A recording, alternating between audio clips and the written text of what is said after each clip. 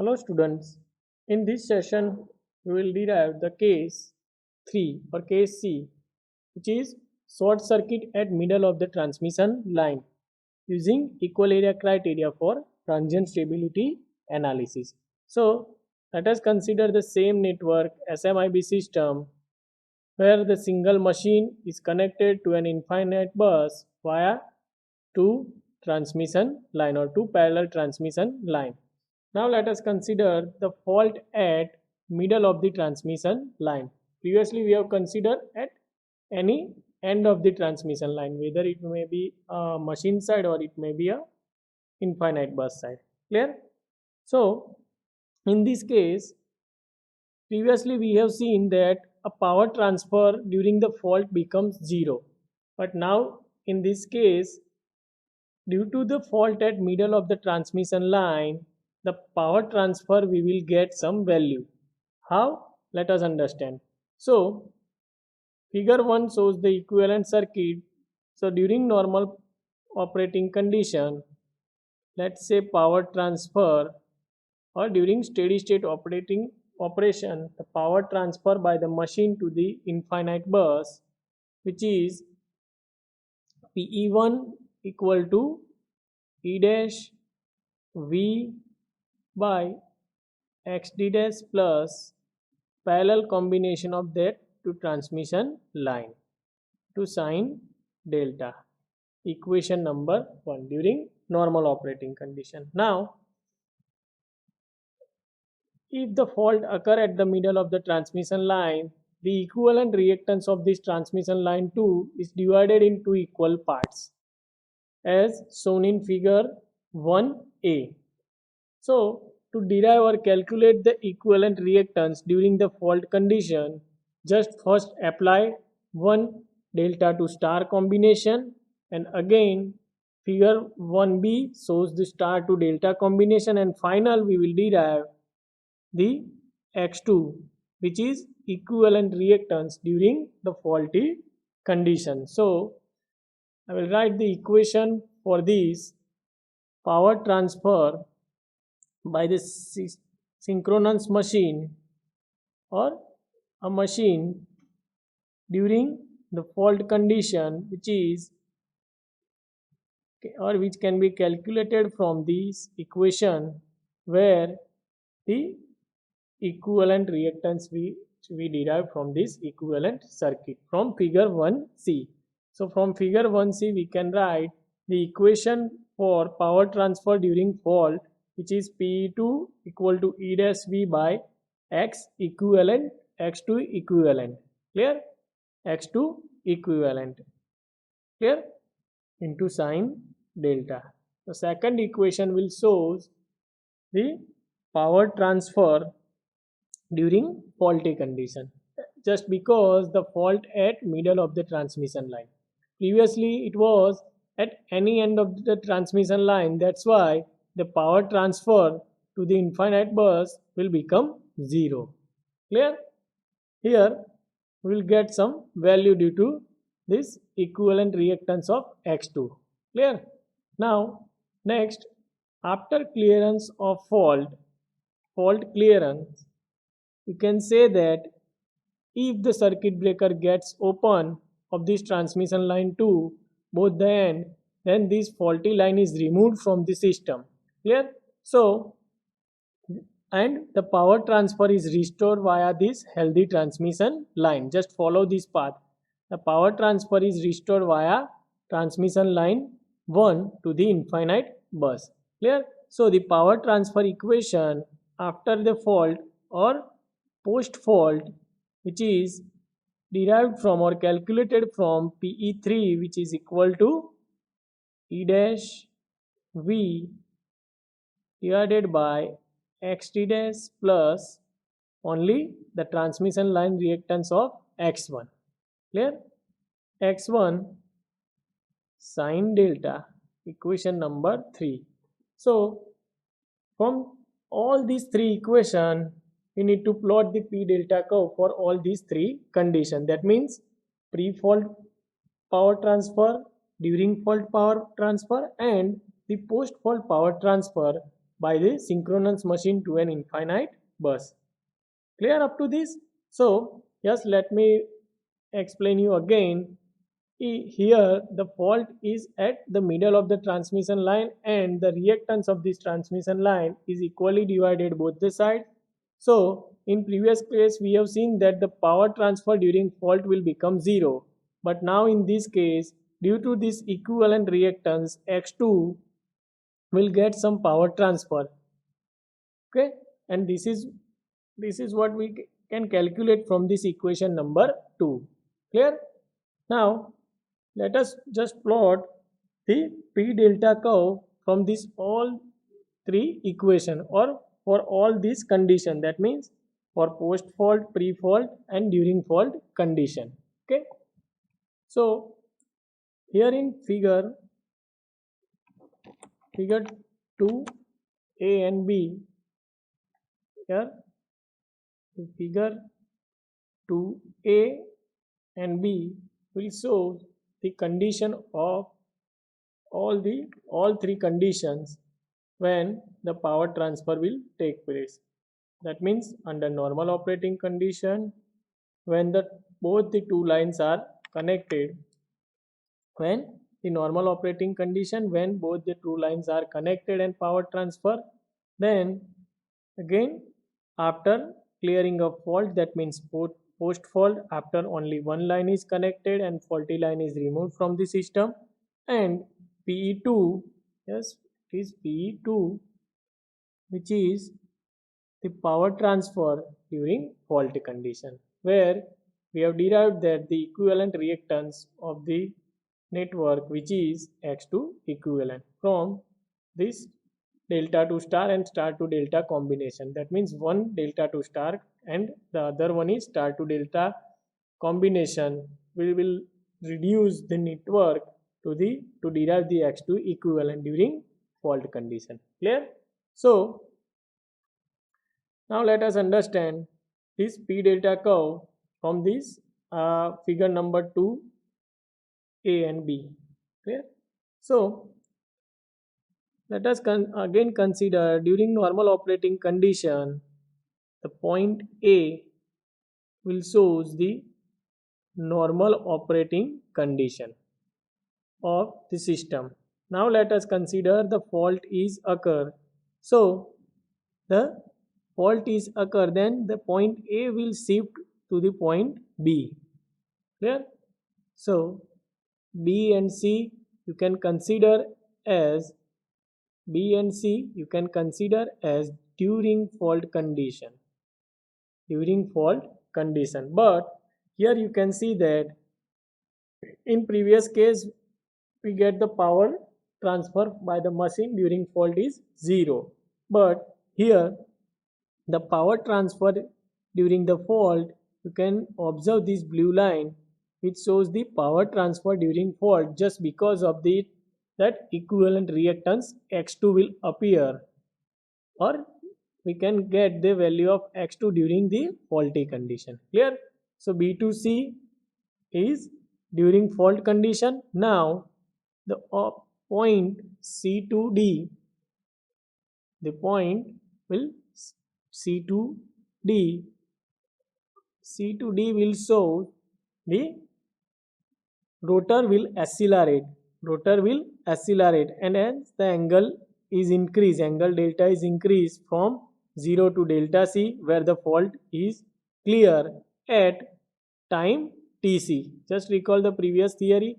At clearing time Tc, the fault is clear with respect to angle delta C. So during C2D, the speed of the rotor is increased, hence the angle delta is increased, and after the clearance of fault at time Tc with respect to angle delta C, the machine will start accelerate and the faulty line is removed from the network or from the system, and the power transfer is restored via healthy transmission line. That means you can get the normal power transfer after fault clearing, it is D to E. or D2E, you will get the deceleration of the rotor. Hence, as from C to D, it will accelerate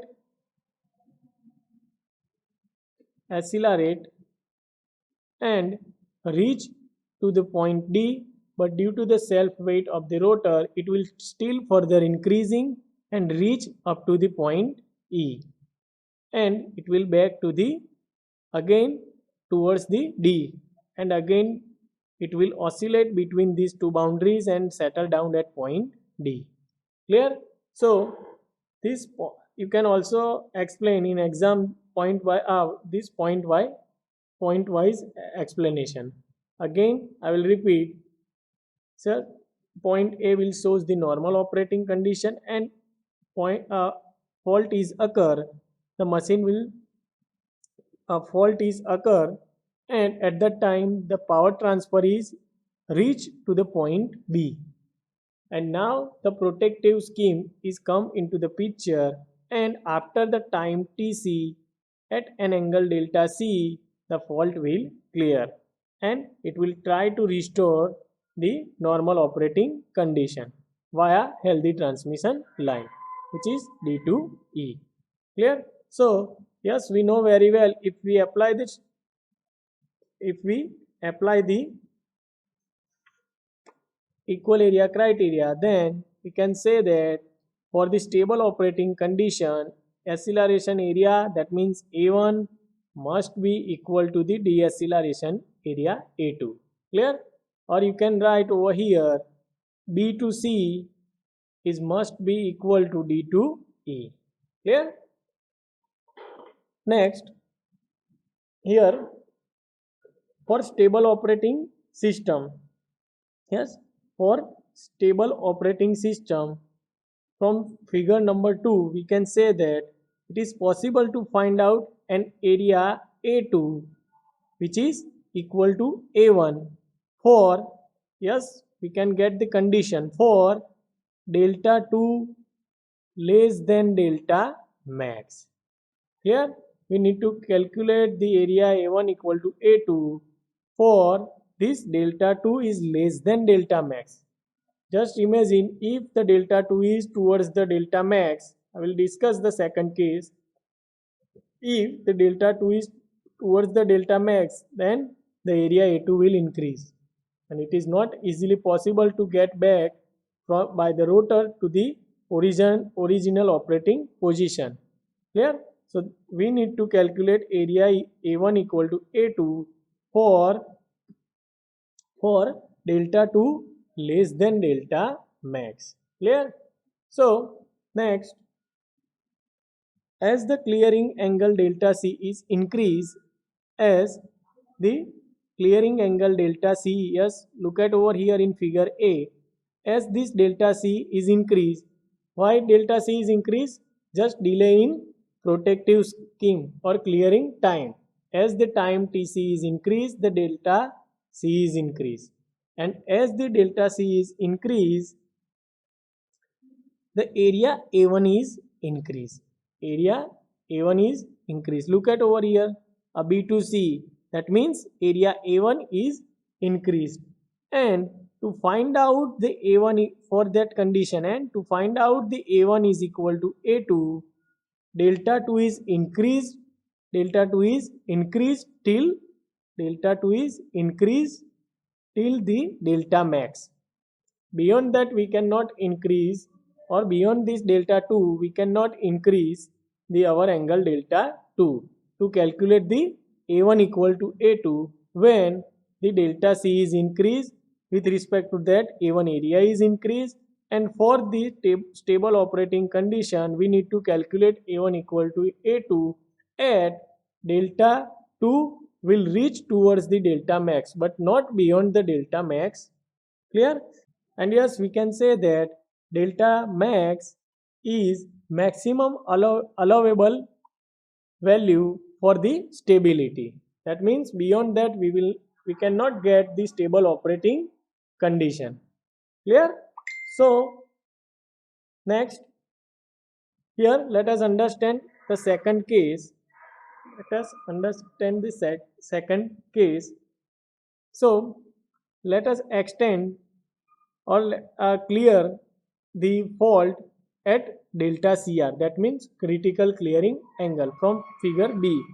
Fault is clear at delta CR, that means critical clearing angle, and we need to calculate A1 equal to A2 such that we can have the maximum, means delta max, which is equal to delta 2 maximum allowable stability limit, and beyond that we cannot increase our angle delta.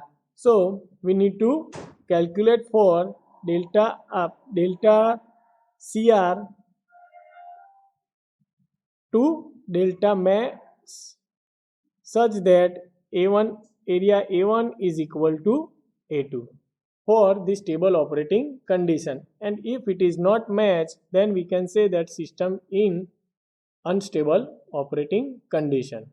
Clear? So we need to calculate this value delta CR, and based on that we can select the maximum angle delta 2, or we can say delta max, and hence we can control this area A1, which is equal to area A2 for stable operating condition. So apply the equal area criteria for calculating the delta CR in figure number 2 or 2B. So let us calculate A1, which is equal to A2 for stable operating condition, where A1 is equal to, started from this integration of delta 0 to delta CR, yes, from delta 0 to delta CR, with here we have acceleration. Clear? At acceleration, so I can write Pm minus Pe. Now here the value of Pe, which is equal to Pe2, so I can write the Pe2, or I can write Pmax 2 sine delta, clear, into d delta, which is equal to A2, where A2 is equal to, again, the angle limit, which is delta CR over here, delta CR to delta 2 or delta max, which is equal to deceleration. That means from E to D. Yes, from this point to rotor will roll back and try to decelerate to reach the normal operating point. Clear? So here deceleration, which is Pe minus Pm. So you can write Pe for this second number of curve, which is Pe3. So I can write Pmax 3 sine delta minus Pm to d delta. Clear? I hope you are clear with this limit. Next, again, so from this equation, yes, where substitute delta max is equal to, just recall the previous theory where we have derived case 1, where we have derived the delta value of delta max, which is pi minus sine inverse Pm divided by Pmax 3. Just now my question is to you all, that why I have considered here Pmax 3, because the general theory is Pm by Pmax, but here we have considered Pmax 3, that you need to find out by yourself in homework. Okay, now just integrate both the side of this equation, so we will get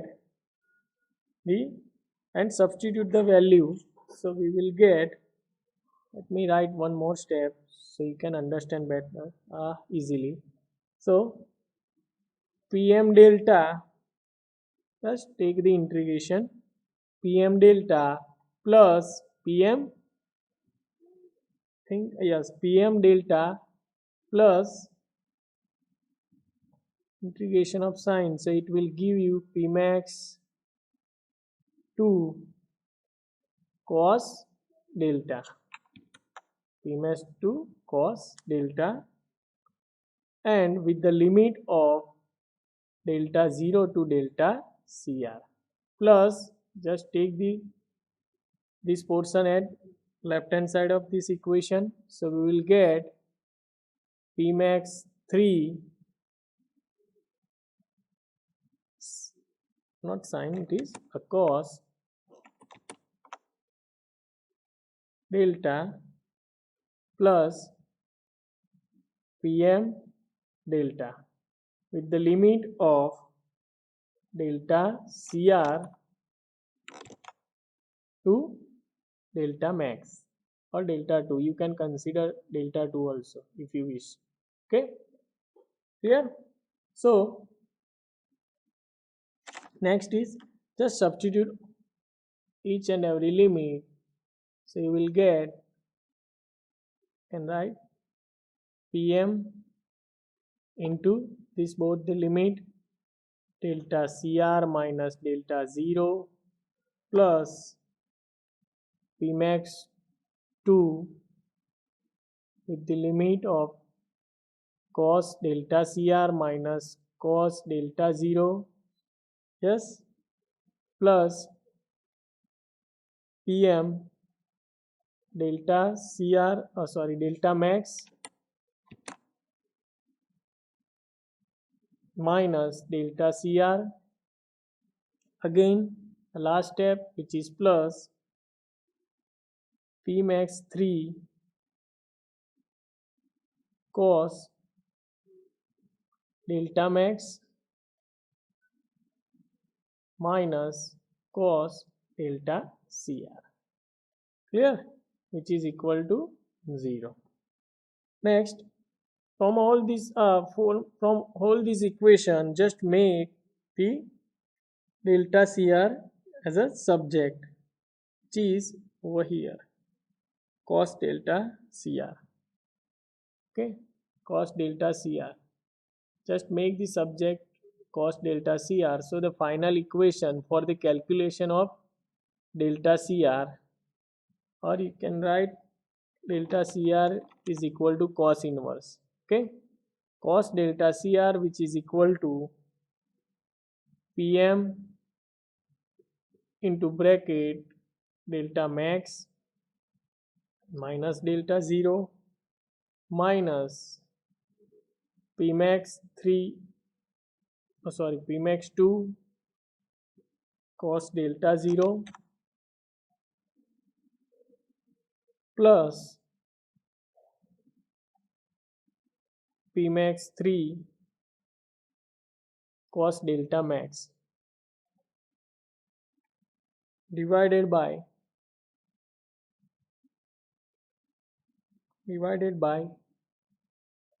Pmax 3 minus Pmax 2. Just verify this derivation by yourself, and this is the final equation of this theory. So I can conclude that this theory will give the critical clearing angle, value of critical clearing angle. So from that you can decide that where or at which time you need to clear the fault for stable operating condition. Otherwise your system will be in unstable operating condition. So let us understand again the case C, where we have considered short circuit at middle of the transmission line. So as the fault is at middle of the transmission line, the equivalent reactance will, due to this equivalent reactance, will get the power during faulty condition. And it is all this shows in this figure number 2. Curve 1 will shows the pre-fault when the normal operating condition. Curve 2 will shows the during fault power transfer, and the curve 3 will shows the post fault, that means after clearance of the fault power transfer by the machine to an infinite bus. Clear? here you just need to explain the power transfer during all the condition. That means starting from A to B, B to C during fault condition, C to D, the rotor will accelerate and it will reach to the point D, and then after, due to self weight of rotor, it will continuously increase to the point E, and then after it will be come back and restore to the normal operating condition. Clear? And from this figure B, we'll calculate the critical clearing angle. So the case 3 will help us to calculate the critical clearing angle. In next session, we will see the case 4, which is the case of reclosure. Clear? I hope you are clear up to this. Okay. So in next session, we will see the case of reclosure. And